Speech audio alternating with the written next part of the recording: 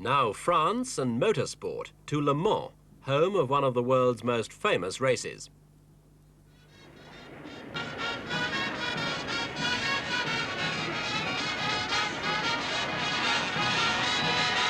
This is Le Mans, not the market town itself, but a spot a couple of miles outside, where half a century ago, a band of enthusiastic Frenchmen closed part of the public road system and ran a race for the lumbering sporting cars of the day. This year's was the 44th Le Mans, and though it's an institution that's had its ups and downs, there's a certain something about the racing here which always draws fans in their thousands and drivers from all over the world. It may not be the richest race on the calendar, the most important or the most dangerous. It's simply Le Mans.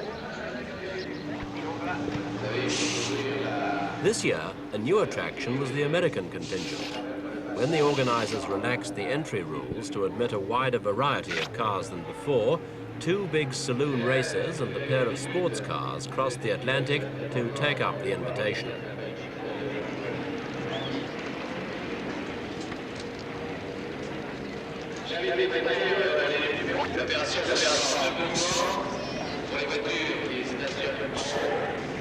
This Renault Alpine recorded fastest practice time in the hands of Jean-Pierre Jabouille, setting a searing pace for the race.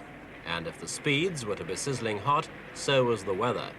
Race day temperatures in the 90s were literally high enough to fry an egg on bare metal. Keeping cockpits and engines cool became a real priority. Despite a clash of dates with the Swedish Grand Prix and Riverside in the United States, the reputation of Le Mans and the challenge of 24 hours of virtually non-stop racing lured high-class entries from as far apart as Puerto Rico and Poland.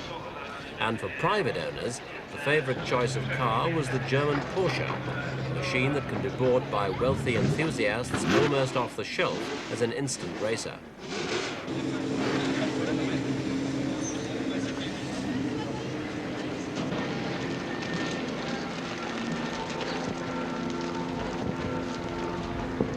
The freer entry rules certainly seem to pay off in customer appeal. About 250,000 excited fans from most parts of Europe clicked through the turnstiles to see the pace car start, which has taken over from the once famous driver's sprint. 55 cars rolled off for a warm-up lap around the 8-mile circuit with its tight second-gear bends and 200 miles an hour straight, a grueling test of endurance and machinery.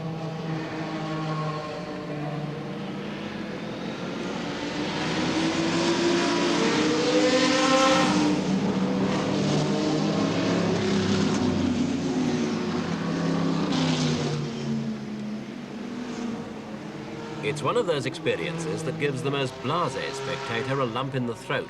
A phalanx of cars, each with up to 500 horsepower, straining at the leash, but held back by the rules until the circuit clock reaches 4 p.m. and the pace car slides safely down the pit lane. Instantly, it's the works Porsche 936 of Belgian Jackie Ickx which takes the lead. Jabouille's Renault was shortly to take over, but Ickx made the running. He daringly gambled that his car would stay together and soon regain first place.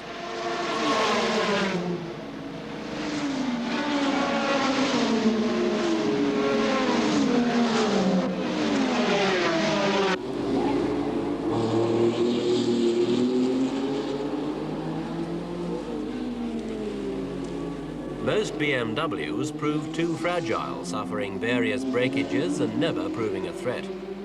The Alpine, very highly tuned, was to burn a piston at less than half distance. While this British-backed Mirage, driven by Jean-Louis Lafosse and François Migaud, was destined for a hard-fought second place.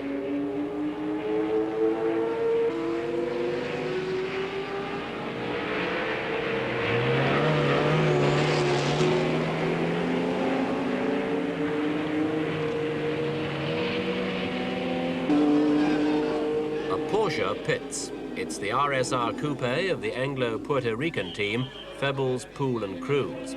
This time it's a routine stop, but other pit stops for the team proved more disastrous. Later they were sidelined, with troubles in both the transmission and front suspension.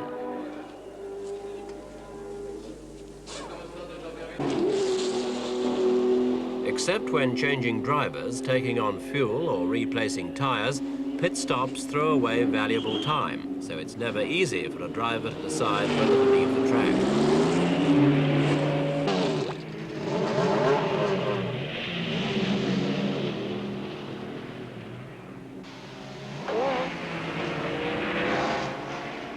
Well into the first phase of the race, the faster cars are lapping at almost 130 miles an hour. And that means by the end of the 24 hours, the front runners will have travelled very nearly 3,000 miles.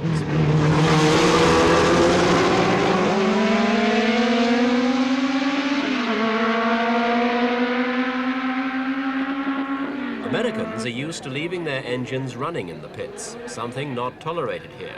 So when this Ford's driver found his starter had jammed as he tried to pull away, he cursed the European rules.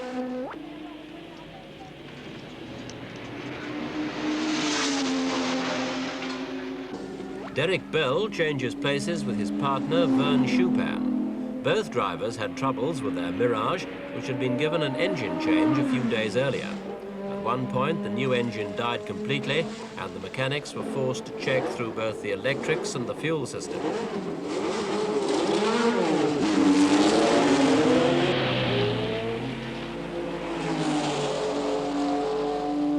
Nightfall saw the Martini Porsche 936 taking a commanding lead. In fact, at one stage, Porsches held first, second and third. But in front, it was always the partnership of the Belgian X and Dutchman Gijs van Lennep, who'd said he'd planned to retire from motor racing after this event. The question everyone was asking was, could the 936 stand the pace it was setting? Obviously, the team felt it could. After all, X and Van Lennep are no newcomers. Both have won Le Mans before. But in daylight, there was grim evidence that not all the drivers had their experience or luck.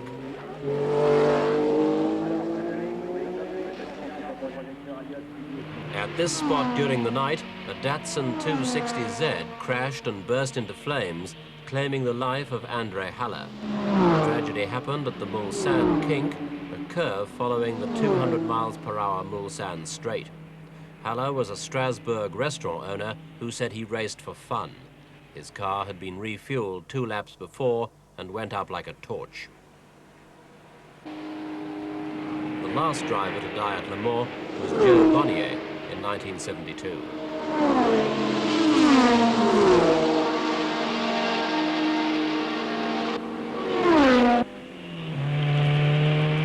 By the closing hours, the field of 55 was whittled down to the mid-20s.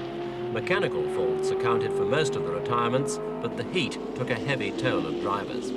Many asked their pit crews to stand by with buckets of ice water to throw over them. Others needed medical treatment for heat blisters on their hands and feet. Most lost pounds in weight.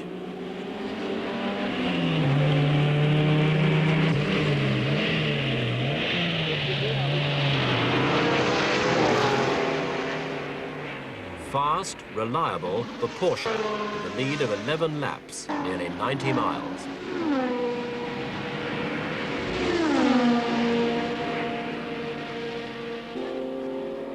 In the Porsche pits, the Martini mechanics are jubilant, but it's almost as much their victory as the drivers. X takes the flag. For him, it's a Le Mans hat-trick, and for his partner, Van Lennep, a fairy tale way to end a motor racing career at the top.